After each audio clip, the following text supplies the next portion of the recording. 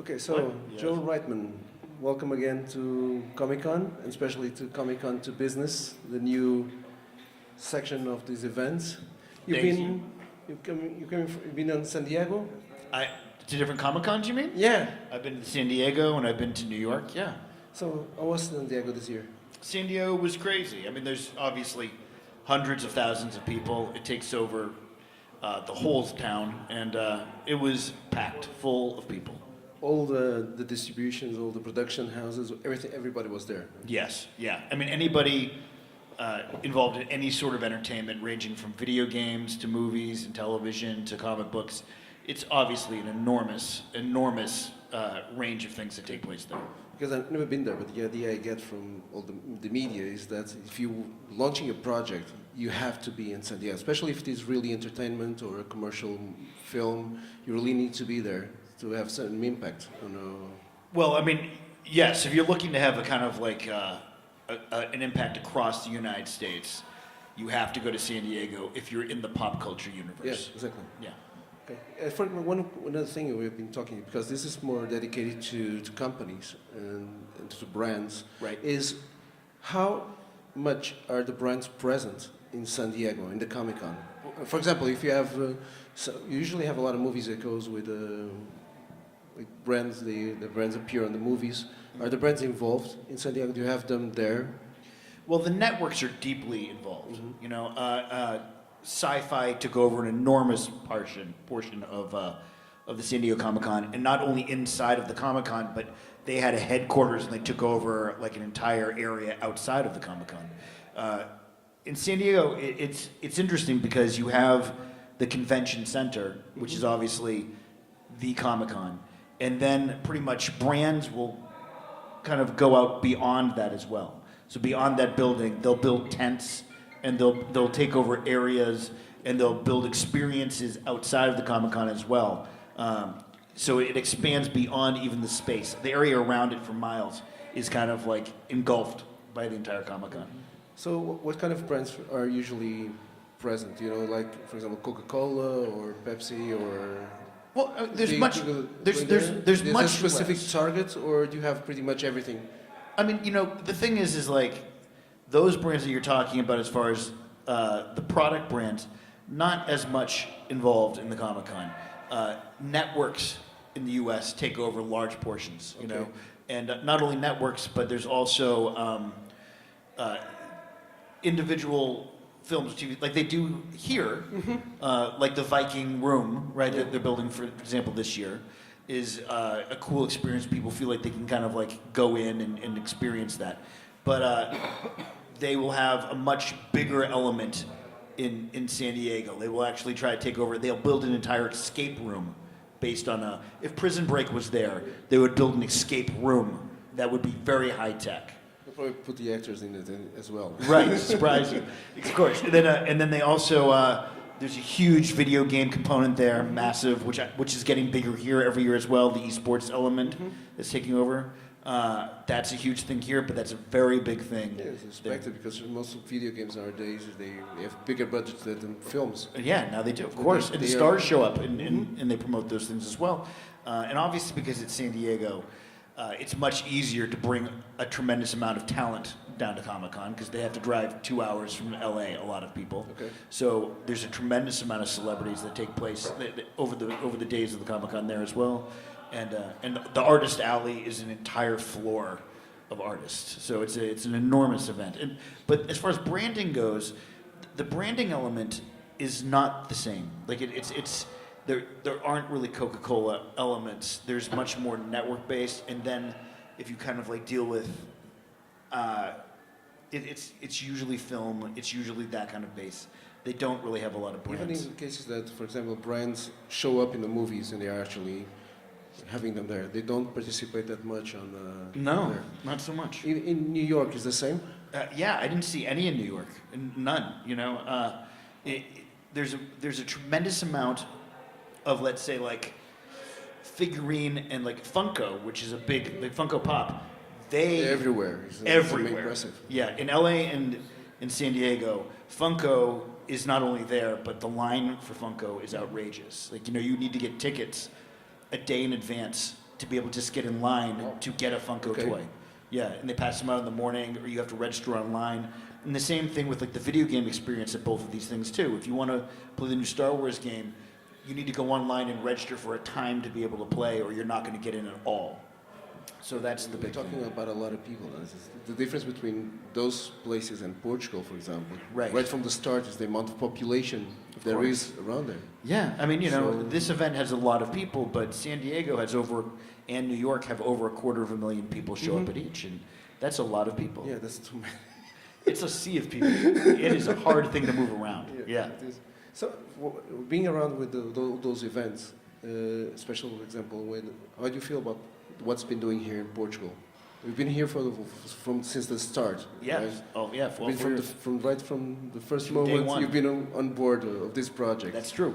Yeah. And how do you feel about when you're seeing what's happening in San Diego, New York, and what's happening here? And understanding it's a completely different reality. Very different. Yeah. Yeah. How do you feel about this comparison between all these events? Well, you know, the thing is like, obviously they're bigger events because what they can accommodate and basically the fan base. Here, obviously, it's growing every year. Everything from the quality of the cosplay here to the quality of kind of like the event itself. It's a growing entity, right? You know, so everything here is growing, and I think it's really beautiful to watch the growth of the event, to see how it gets bigger and stronger, and every year the talent, you know, is showing up. People are loving the city. When the talent comes here and they're treated well like they are here, what you end up with is a situation where they go back and they tell people there that what a beautiful opportunity, you know. For example, this morning, you know, I saw Edward James Olmos at breakfast, and he was talking about how beautiful the city is, and he takes that home with him, you know. So that's something that San Diego and LA really can't offer. I mean, Because it's strictly business. You go there to make a presentation of your movie, and it's ended. It's the end of the time. Presentation, go back home. yeah. And that's it. Or you have to wait for another work. Yeah, it's and not another, as it's another not. job Yeah. there for the next There isn't day. as much heart in those cities as far as the Comic Con goes, because there's more. This town, Porto, and what it does is it kind of allows these people to get a sense of Portugal, which, you know, the people in the U.S.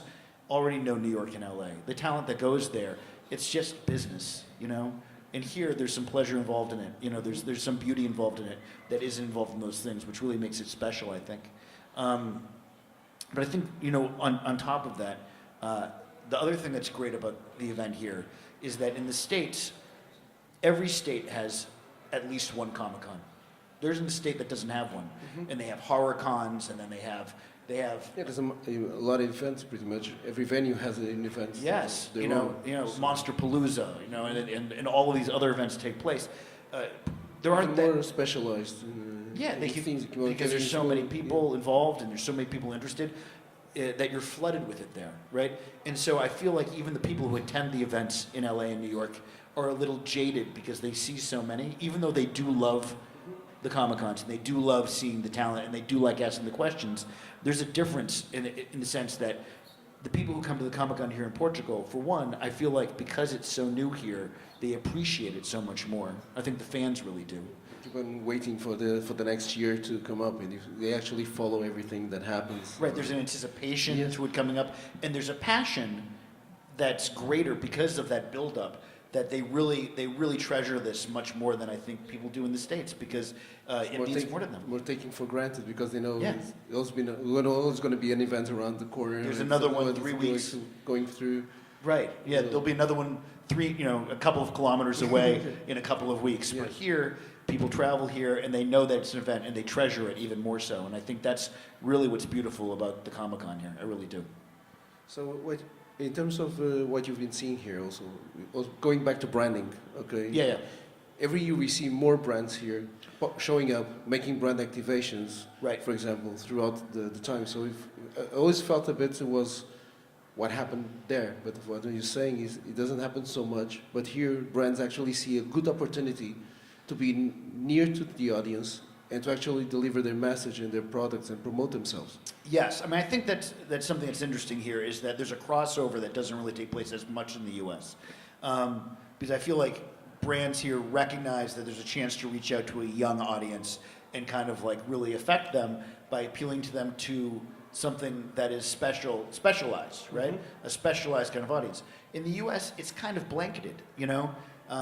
It's kind of expected. You know, there's something to be said that whether it be vitamin water or a soda, you know what I mean? Whatever it is, it's the network's jobs to promote those things. So the networks it's more important for the networks to get the viewership, you know? So like I said, certain channels really push the activation.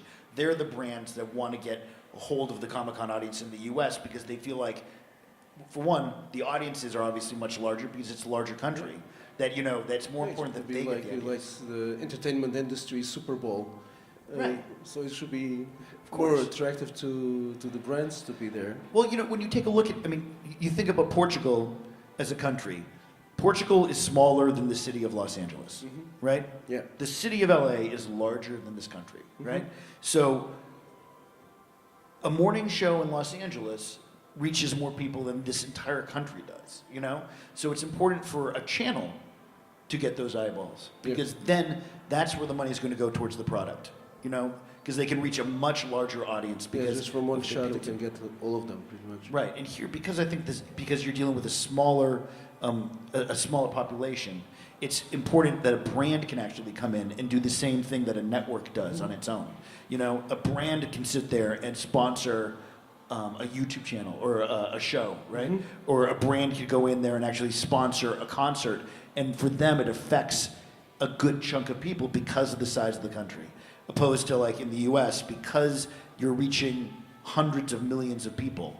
It really changes everything. It does change everything from a marketing perspective. Even here, for example, you see marketers when they come here, they actually adapt their image to the whole pop culture experience. They try to look for something that connects whatever the message they're showing. Right. And what they bring here is not what they usually bring to, for example, a magazine ad or a television commercial. Right. They actually dedicate themselves to change it. It's not.